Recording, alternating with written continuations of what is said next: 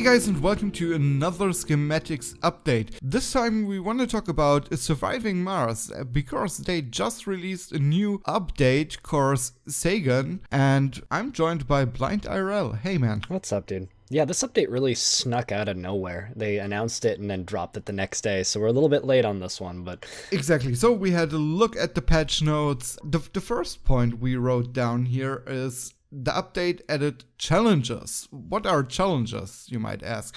Challenges is a new game mode where you can accomplish specific objectives within a time limit.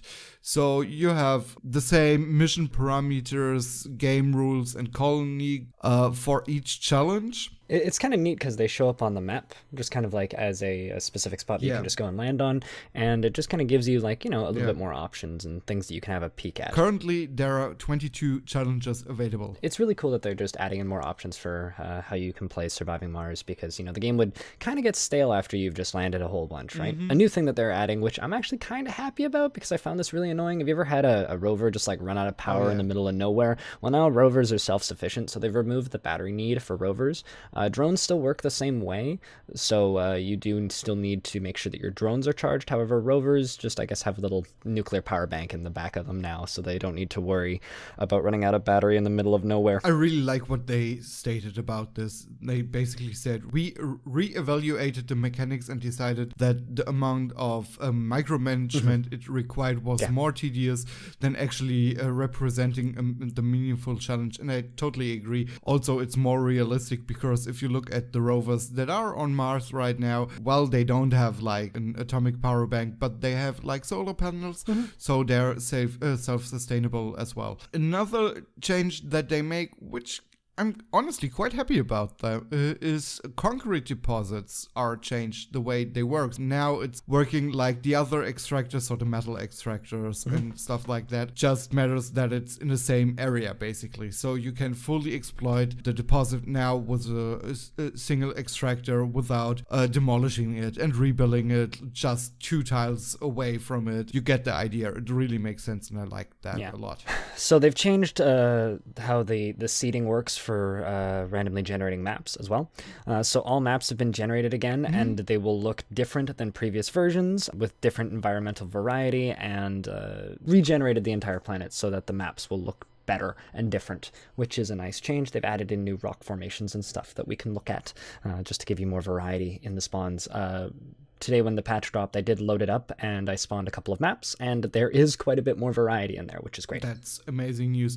I'm a little bit sad about the next one. They changed the research. Till now, the research was totally randomized every time you load up the map, but now it's tied to the random seed of each individual map. So basically this means that the tags are always the same and there's no randomization on the tags if you load up the same map again. They kind of stated like it makes sense and you can better compare it to your buddies, but in my own it kind of takes out the surprise element of every time you play on the same map again. So I dislike that quite a lot. The replayability for Surviving Mars comes from the randomized tech tree. It's what kept me coming back to the game for 100+ hours, and it's what makes me still want to go back and play the game. And there was a number of times where I would just play the same map multiple times because I found one that I really liked, and now it's going to take away that replayability. So I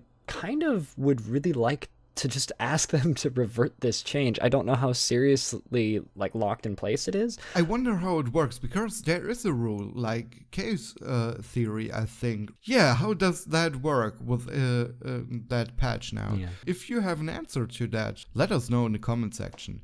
So pop-up messages used to arrive quite frequently and get almost annoying because you'd have constant messages for the same thing. So now they arrive first as blinking notifications, which will pop up after some time has passed. This way pop-ups will not interrupt what you were doing and won't get in your way, ideally, especially if you're like deep in some menu managing a building or something.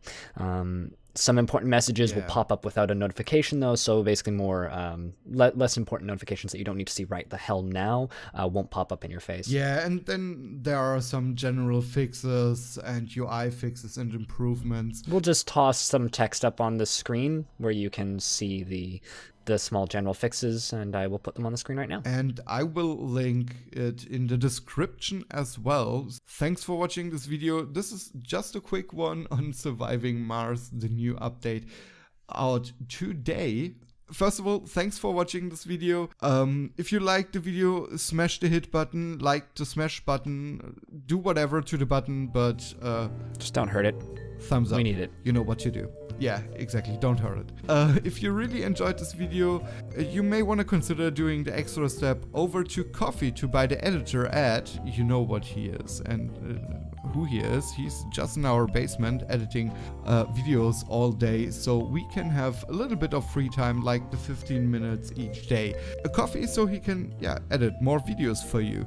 Anyway, guys, thanks again for watching. See you next time. Bye. Bye.